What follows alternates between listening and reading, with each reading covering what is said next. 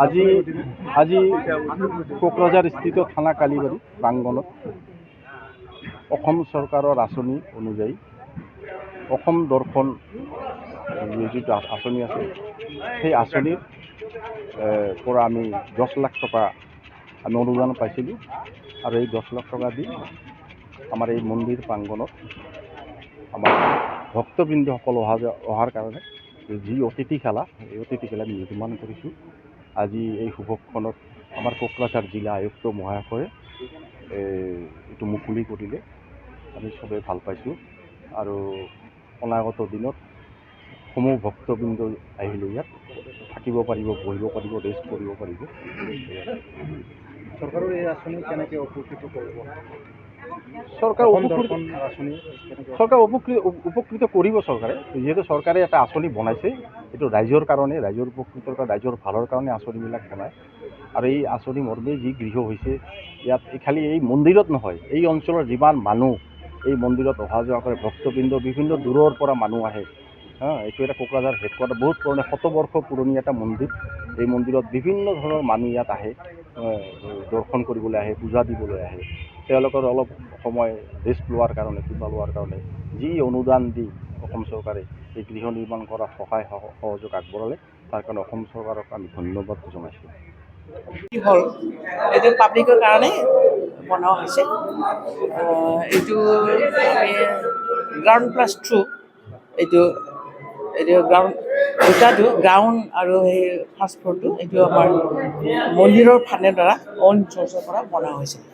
তাৰপিছত এইফালে ওপৰটোহে গভৰ্ণমেণ্টৰ পৰা 10 লাখ দি আছে আছাম দৰ্শন প্ৰগ্ৰামৰ আণ্ডাৰত। এইটোতে এইটো ওপৰটো এই ঘৰৰ মানে এইটো ভিটিটো যিটো বেজ এৰিয়া, এইটো 1700ৰ নিচিনা। 1685 স্কুৱেৰ ফিট আছে। এইটো আমাৰ অন চ'ৰ্চৰ পৰা বনোৱাটো আমাৰ বহুত কষ্ট হৈছে।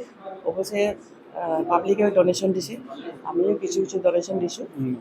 পাব্লিকৰ ডনেশ্যন আৰু মন্দিৰৰ কিছু ইনকাম হৈছে, মন্দিৰৰ পৰা ইনকাম হৈছে। সেইবিলাক গোটেই আমি প্ৰপাৰলি স্পেণ্ড কৰি এই বিল্ডিংটো বনাইছোঁ। এইটো এতিয়া পাব্লিকৰ কাৰণে ব্যৱহাৰ হ'ব। মিটিং কৰিলে বা কিবা কৰিলে ইয়াতে এইটো পাব্লিক ইউজ কৰিব পাৰিব। আমি পাব্লিকৰ ডিমাণ্ড আছিলে এই হলটো লাগে বুলি, এইটো ফুলফিল হৈ গ'ল। এতিয়া আমি পাব্লিক ইউজৰ কাৰণে ডিচিশ্যন যিটো ইনাগৰেট কৰিলে, এতিয়া পাব্লিকৰ উদ্দেশ্যেই এইটো উচৰ্গা কৰা হ'ল। এইখিনি হ'ব। থেংক ইউ ভেৰি মাছ। বহুদিনৰ পৰা ভাবি আছিলোঁ যে ইয়াতে এটা মানে অতিথিশালা মানে ভক্তপ্ৰাণ ৰাইজৰ কাৰণে প্ৰয়োজন। কোনো মন্দিৰতে নাই, কোকৰাঝাৰত নাই। আমি বাহিৰত বহুত ফুৰিছোঁ, ক'তো পোৱা নাই, কিন্তু ভাবিছোঁ যে এই চব জেগাত পাইছোঁ, কিন্তু কোকৰাঝাৰত নাই। ভবাৰ কাৰণে আমি 2016 চনত আমি খুটা গাড়িলোঁ। তো আমি লাহে লাহে আমাৰ যিখিনি ফাণ্ড আহে, আমাৰ এই কিবা মন্দিৰৰ পৰা কালেকশ্যন হয়, ভক্তসকলে দিয়ে, তাৰ পৰা দি আমি 2টা ফ্ল'ৰ বনালোঁ। এই লাষ্ট এই চৰকাৰে আমাক যিটো আসাম দৰ্শন আঁচনিৰ অধীনত 10 লাখ টকা দি আমাক সহায় কৰিলে, তাৰ কাৰণে আমি চৰকাৰক কৃতজ্ঞতা জনাইছোঁ। এই টকাৰে আমি বাকীখিনি কমপ্লিট কৰিলোঁ আৰু আজিৰ পৰা আমি এই অতিথিশালাখন ভক্তপ্ৰাণ ৰাইজৰ কাৰণে অৰ্পণ কৰিলোঁ।